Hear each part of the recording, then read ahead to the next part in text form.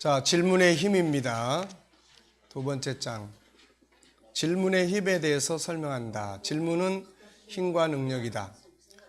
때로는 기적을 만들고 때로는 도저히 풀 수 없는 문제를 풀어내고 새로운 변화를 가져오고 새로운 문명의 도구들이 만들어진다. 다음의 이야기들은 질문 하나가 어떤 역사를 만들어내는지를 보여준다. 질문은 힘이다. 혁명은 누군가의 질문으로부터 시작된다. 온화한 얼굴과 자그마한 키에 통화를 길게 어깨에 걸친 이 사람은 모든 시대를 통틀어 가장 영향력 있는 인물로 꼽힌다. 고대 아테네의 다른 위대한 인물과 달리 정치와 출세에서 벗어나 있었으며 그 시대의 유명한 철학자들과 달리 책을 쓰지 않았고 학교도 세우지 않았고 정규 수업을 하지도 않았다. 2400년 서구 철학의 중심에 서 있는 사람은 질문이라는 단 한 가지 방법을 통하여 대화법에 지대한 영향을 미쳤다. 소크라테스죠.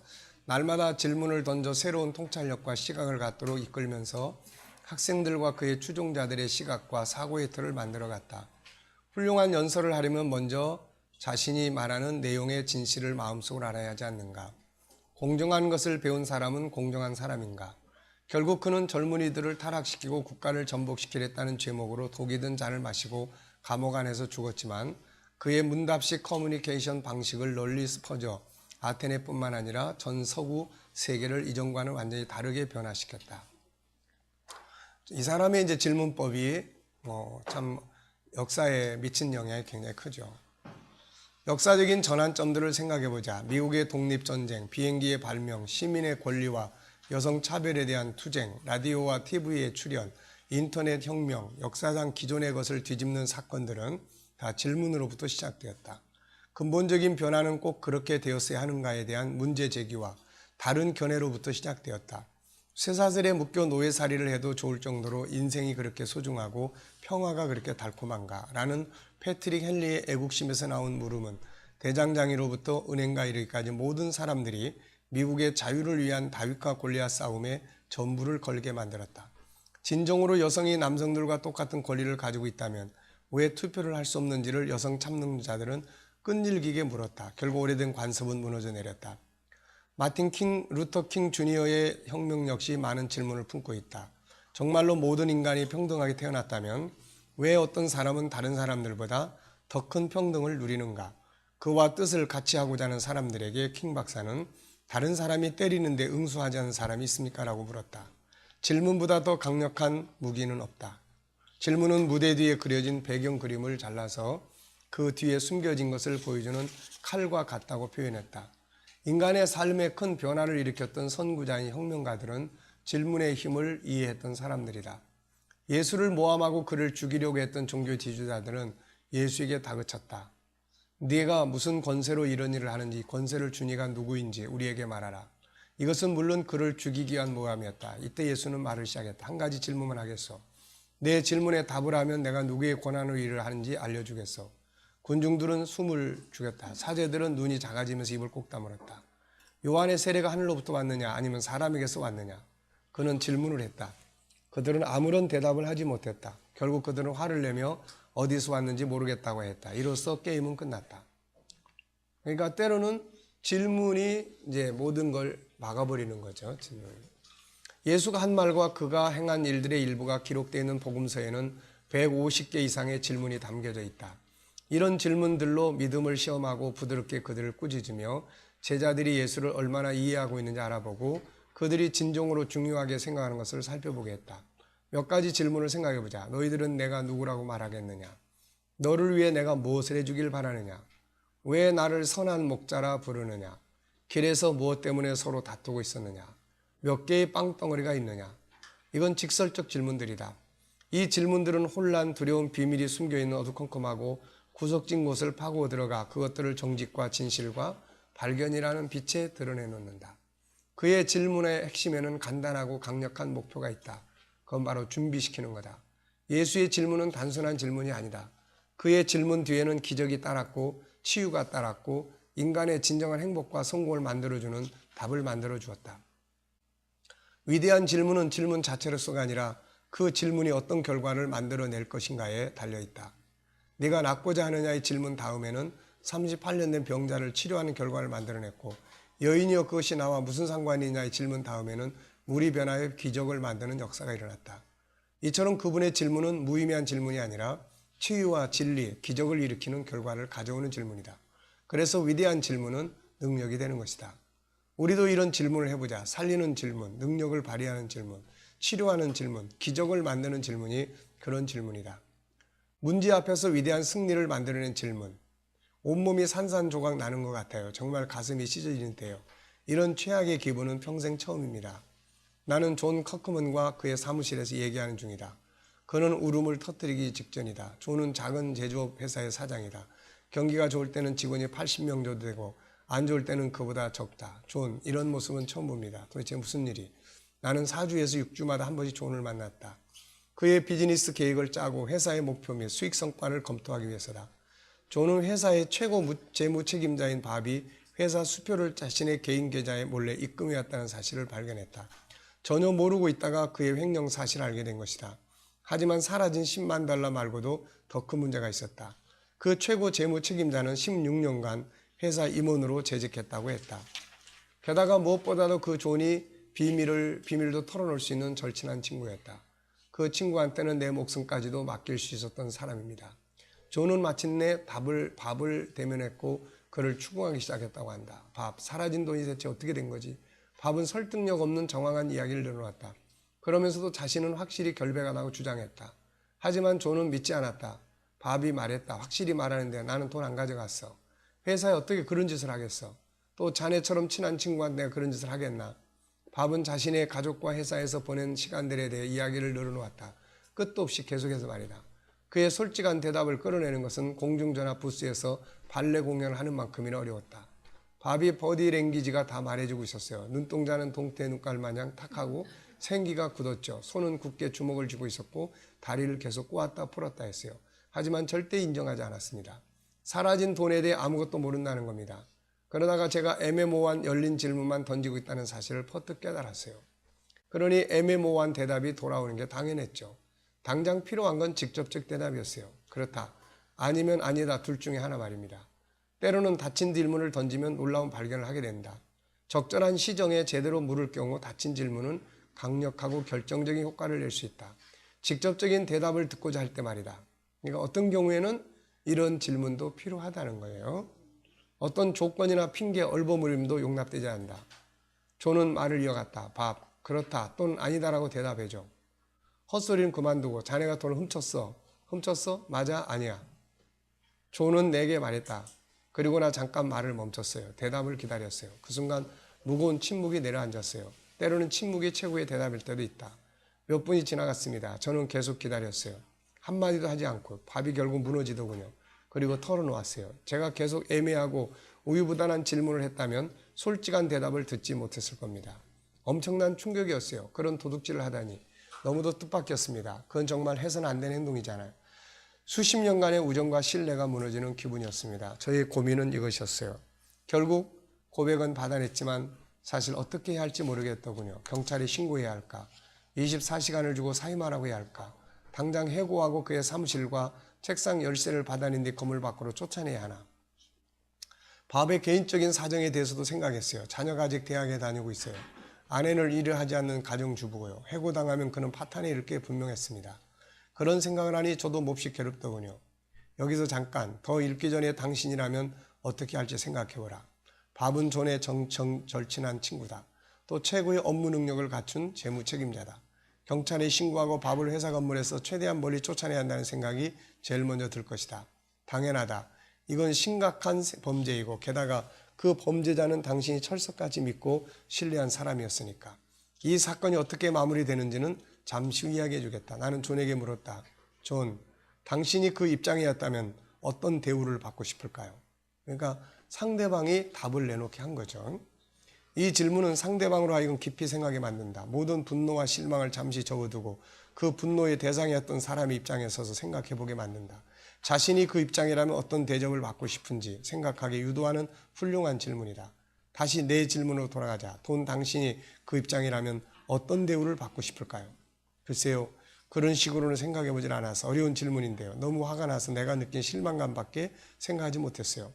내가 밥이라면 아마도 용서를 받고 싶겠죠. 기회를 한 번 더 얻고 싶을 거예요. 다시는 절대로 그런 일이 없을 거라 약속할 거고요. 이 끔찍한 일을 많이 할 수 있다면 뭐든 하겠어요. 그러면 당신도 그런 용서를 한번 고려해보는 게 어때요? 지금의 사건과 감정을 잊기까지는 오랜 시간이 걸릴 수 있지만 용서도 하나의 선택사항으로 고려했으면 좋겠어요. 당신이라면 용서받고 싶을 거라 하셨잖아요. 3주 후에 나는 존에게 전화를 걸었다. 박과 일은 어떻게 됐어요? 그 친구를 용서했습니다. 기회를 다시 줬어요. 특별한 순간이었죠. 밥과 부둥켜 안고 울었습니다. 사라진 돈을 다시 채워 넣으라고 확실하게 말했어요. 120일의 시간을 줬습니다. 또 회사 사람들이나 그의 아내, 제 아내한테도 절대 일에 대해 말하지 않겠다 약속했습니다. 이번 사건은 우리 둘 사이에만 일어난 일로 하기로 해요. 그렇게 하는 게 옳은 일인 것 같아요. 또 제 판단이 옳길 바라요. 이 모든 일은 꽤 오래전에 일어났다. 그 사건 이후 밥은 전보다 훨씬 더 열심히 일했다고 한다.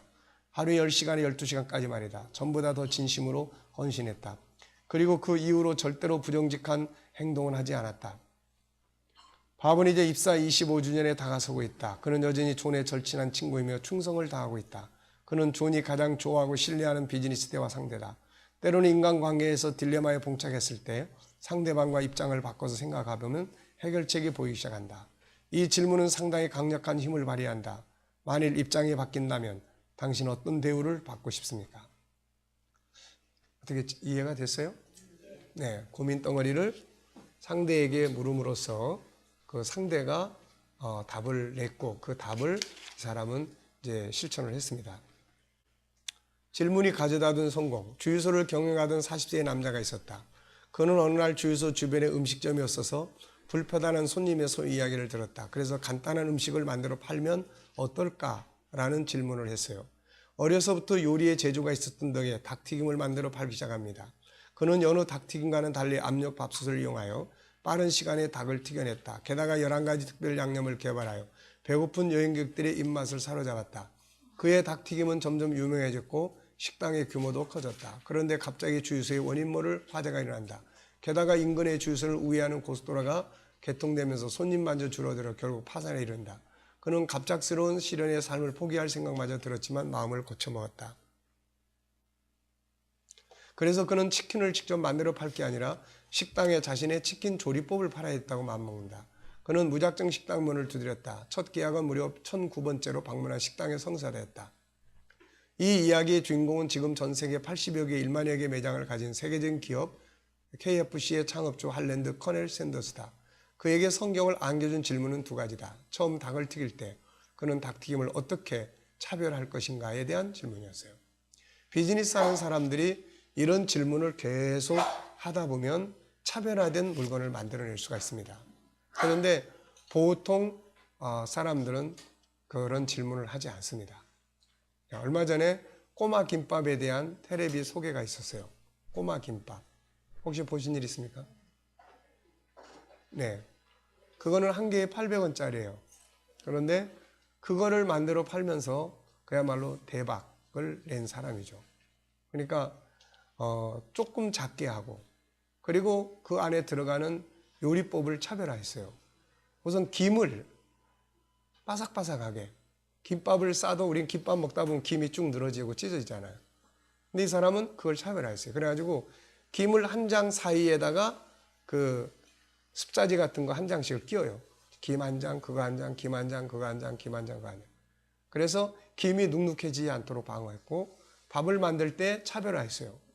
거기다가 그 찹쌀을 조금 더 넣고 이렇게 하고 물 조절을 하고 밥과 김 여기에 차별을 둬가지고 대박을 만든 사람이에요. 그리고 크기에 값이 조금 싸고 그러니까 쉽게 먹으면서도 누구나 다 또 그 안에 들어가는 것도 애들이 잘 먹을 수 있는 거 애들용 또 어른들이 잘 먹을 수 있는 선택하게 만들어요.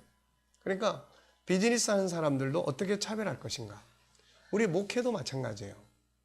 우리 목회에 과연 지금 내가 목회를 가고 있는 이게 올바로 가고 있는 건지 여기서 좀 더 뭔가 성장시켜야 될 부분이 있다면 어느 영역이 될 수 있는지 이런 걸 이제 질문을 통해서 찾아내는 거죠. 청바지는 또 그리고 66세의 나이에 파산했을 때 내가 가장 잘하는 건 뭔가를 묻고 그 답을 찾아간 거죠. 내가 과연 가장 잘하는 건 뭔가. 청바지는 노동자들의 작은 질문 안에서 출발합니다.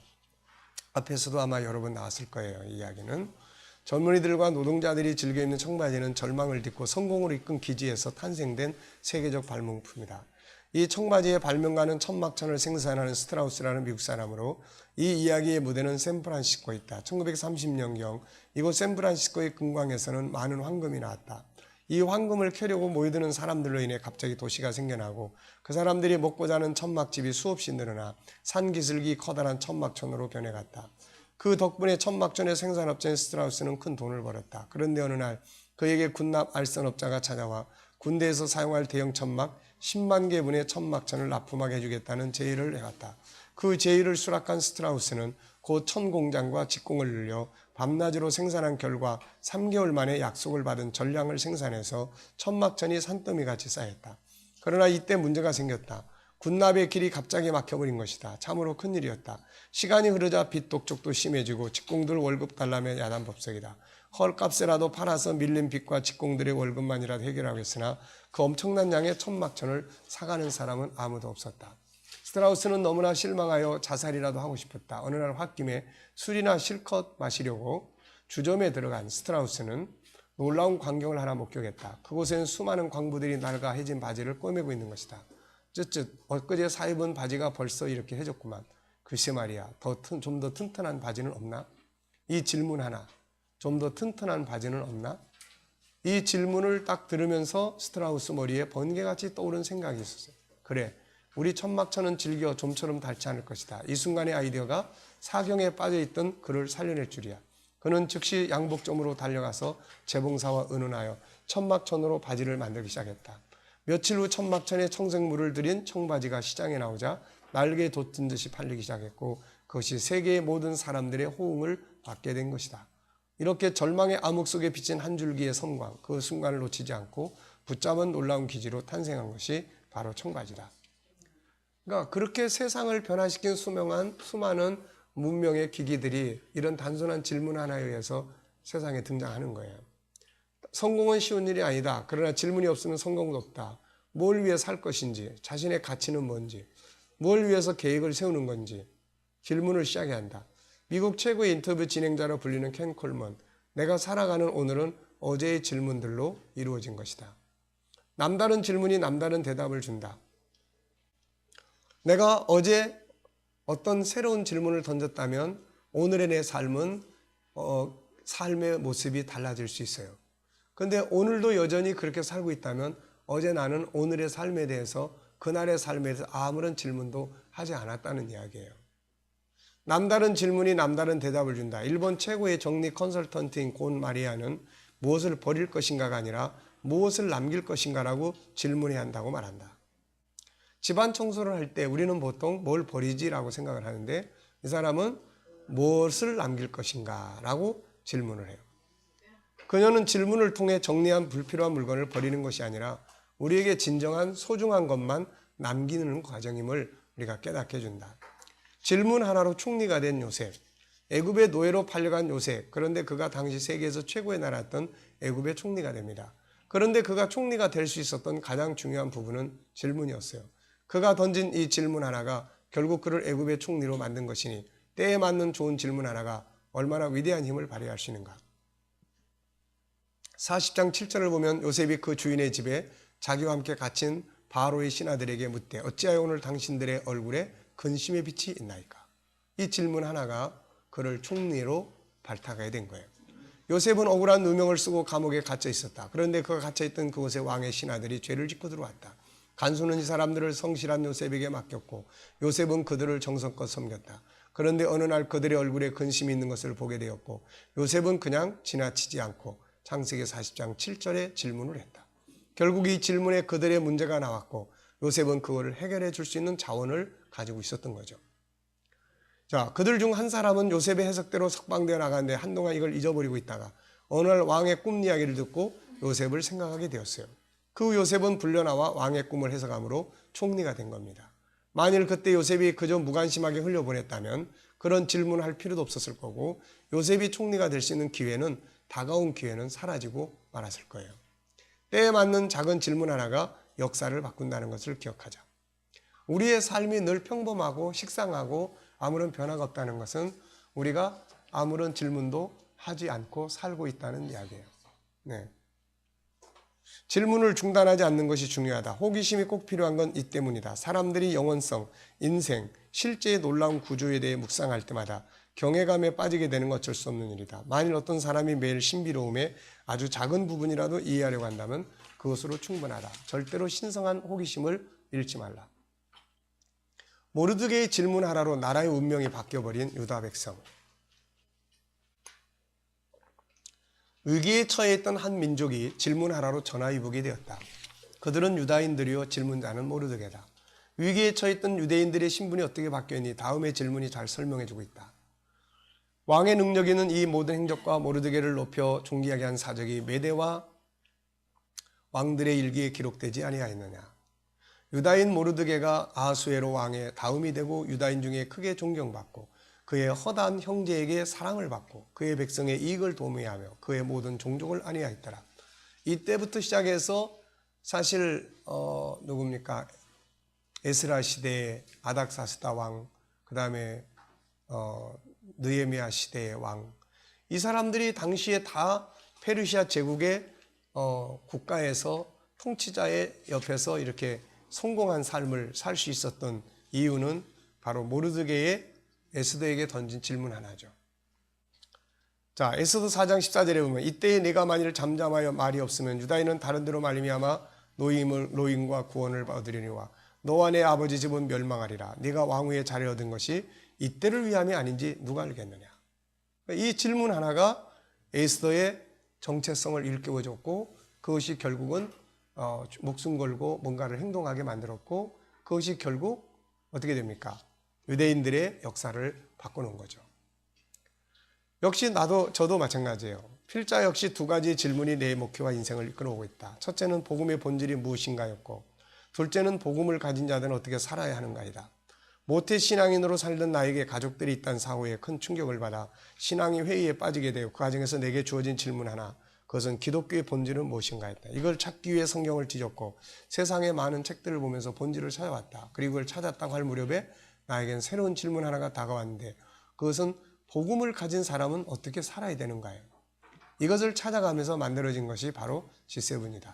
이 두 가지 질문은 내 인생에 몰아닥친 문제들의 해답을 찾는 동기가 되었고 나의 삶을 비전과 열정을 가지고 달려갈 수 있도록 만들어준 키가 됐다. 만약이라는 질문은 풍부한 상상을 통해 창조적으로 사고하게 한다. 만약에 라는 새로운 이야기를 시작하는 키워드다. 만약에라는 질문이 없었다면 시커먼 구정물에 불과했던 석유가 귀중한 에너지 자원이 되지는 못했을 것이다. 처음에는 석유에서 불을 밝히는 등유만 추출해 사용했다. 그런데 만약에 등유를 뽑아내고 남은 발화성이 높은 증기를 증기기관에 사용하면 어떻게 될까라는 누군가의 질문이 석유를 가장 값비싼 상품 중 하나로 바꿔놓았다. 만약에라는 질문은 에너지, 대중문화, 첨단 기술과 같이 눈에 보이는 것뿐만 아니라 미래의 비전이나 모습에도 적용할 수 있다. 사람이 새처럼 날 수 없을까의 질문이 없었다면 비행기나 우주선은 탄생하지 못했을 것이다. 모든 문명의 발전은 질문에서 나왔고 또 나오고 있다.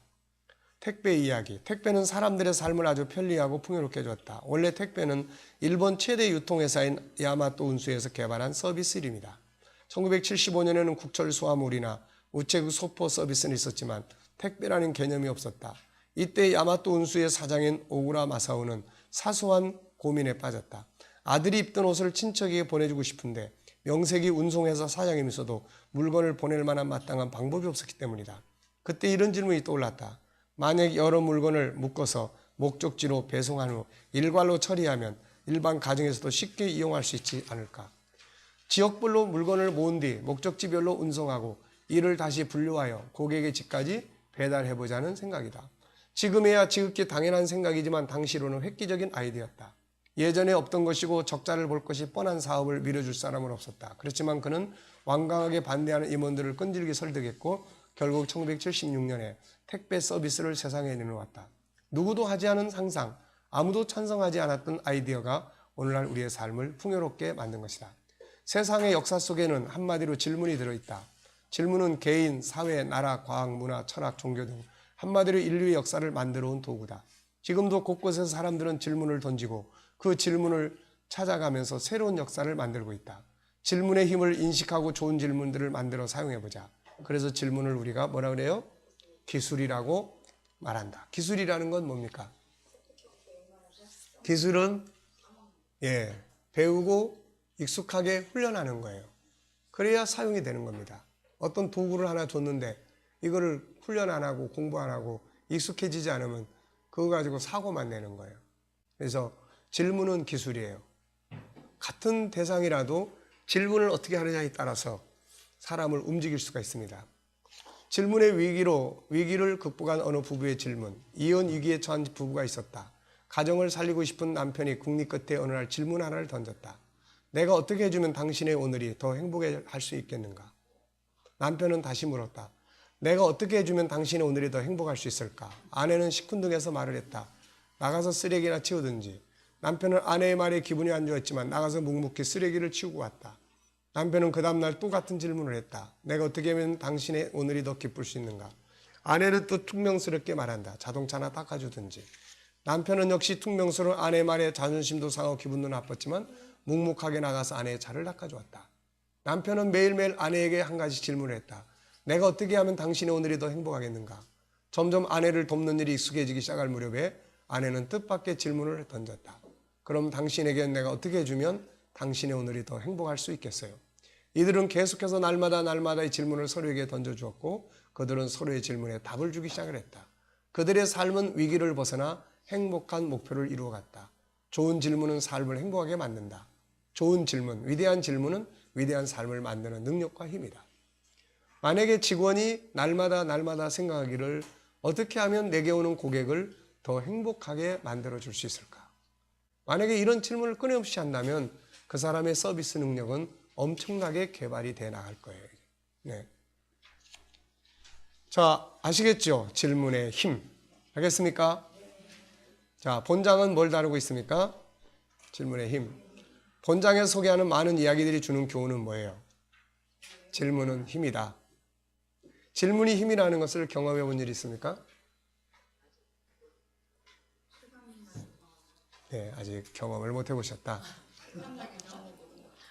자, 이 책에서는 이 질문을 꼭 합니다. 지난 한 주간 동안 내가 받은 질문은 무엇이고 질문한 것은 무엇인가? 그 중에서 가장 좋은 질문과 나쁜 질문을 무엇이었고 그것이 삶에 어떤 변화와 영향력을 주었는지 나눠보자. 자, 지난 한 주간 어떤 질문을 받아봤습니까? 받아본 질문이 없나요?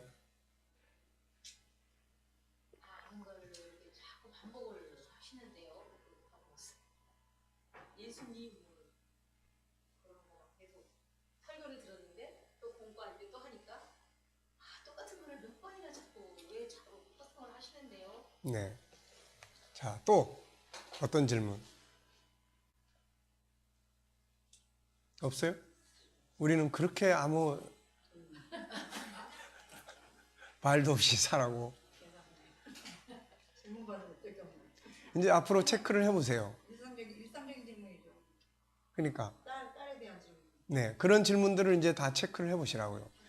질문의 기술을 키워가려면 오늘의 내 질문 중에 가장 베스트 질문. 이건 뭔가? 최악의 질문은 무엇이었는가? 네. 예를 들어서 지난번에도 누가 나한테 목사님 굉장히 피곤하게 뵈시네요. 무슨 일 있으세요? 나에겐 최악의 질문이에요. 네. 자, 여러분들이 또 다른 사람한테 던진 질문 뭐가 있습니까? 아무런 질문도 안 했나요? 자, 우리가 성경 공부나 아이들과 만나고 그러면 오늘 뭐 가장 즐거운 일, 축하할 일 없었습니까? 뭐 이런 질문 안 해요? 네. 이제 앞으로 체크를 해보세요. 그래야 훈련이 돼요. 오늘 내가 한 질문들은 어떤 게 있나? 네. 오늘 누구 만났어요? 뭐 다친 질문이든 열린. 자, 그러면 이 공과에서는 시간이 조금 남으니까 아까 김치찌개 잡수시면서 먹었던 던진 질문 한 질문을 이제 들어보겠습니다. 네. 자, 첫째, 네, 목사님은 왜 반찬이 이렇게 짤까? 그 다음에 이거 동태가 아니라 코다리도 말렸다가 다시 끓인 거 아닐까요? 딱딱했잖아요. 네. 이거 얼린 거라 얼린가? 코다리를 찌개로 끓인 거 아닌가요? 코다리를 찌면 훨씬 맛있어요. 자, 지금 이제 각자가 지금 숙제 발표하는 거니까 10개의 질문을 다 해보신 분.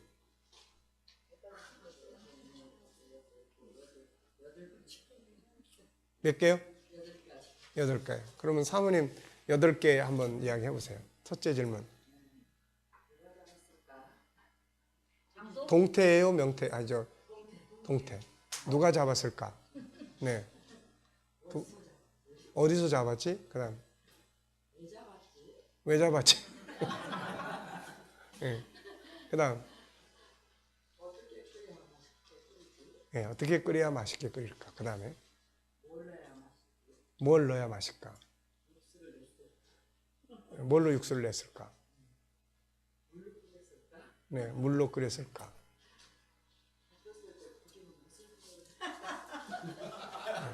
잡혔을 때 어부? 아, 고기가 오늘 재수없이 걸렸다. 뭐. 네. 자, 이제 그 질문을 쭉 놓고 보면 이제 그 질문 속에는 그냥 어떻게 보면 그 물건 자체를 이제 논하는 질문도 있을 수 있고, 이걸 통해서 뭔가 더 발전시켜 나갈 수 있는, 내가 동태찌를 한다면 어떤 방식으로 또 할 수 있을까? 그래서 발전시켜 나갈 수 있는 그런 것도 만들어 줄 수 있고, 이제 그걸 놓고 굉장히 많은 또 질문들을 할 수가 있습니다. 이제 뭐 그 안에 영양소, 물의 온도나 뭐 이런 부분들, 최고의 맛을 내는 동태집은 어디가 있을까? 뭐 이런 것도 물어볼 수 있는 거고, 그렇다면은 최고의 동태찌개를 만들려면은 한번 그 집에 가볼 수 있을 수도 있을 거고, 그러면 행동까지 가게 되고 새로운 변화들을 만들어낼 수가 있는 거죠. 자, 그 다음에 또 8개 하셨어요. 그 다음에 또 다른 분들은 몇 개 했습니까? 장목사님 몇 개? 2개. 네. 자, 첫째는. 네. 왜 이렇게 맛이 없을까? 그 다음에. 무슨 생각을 하고 만들었을까? 무슨 생각하고 만들었을까? 네, 2개. 네. 자, 또. 거기다 이제 많은 생각을 또 질문을 할 수 있겠죠. 네. 우리 집에 동태찌개를 끓이면은 어떻게 끓일 수 있을까? 뭐 이런 자기와의 관계시키고, 네. 또 뭐 좋은 점도 질문할 수 있겠죠. 예, 끓이는 사람들의 수고나 뭐 이런 부분들에 대해서. 자, 그 다음에 딴 분들 숙제 안 했습니까? 네.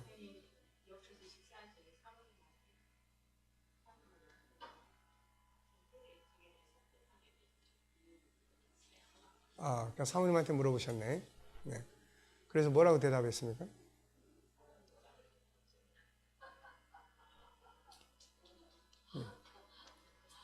제가 있죠. 콜레스테롤이 많아요. 네. 미네랄이 콜레스테롤은 미네랄이 제일 좋대요. 미네랄은 동태 많아요. 많이 바다에 고기에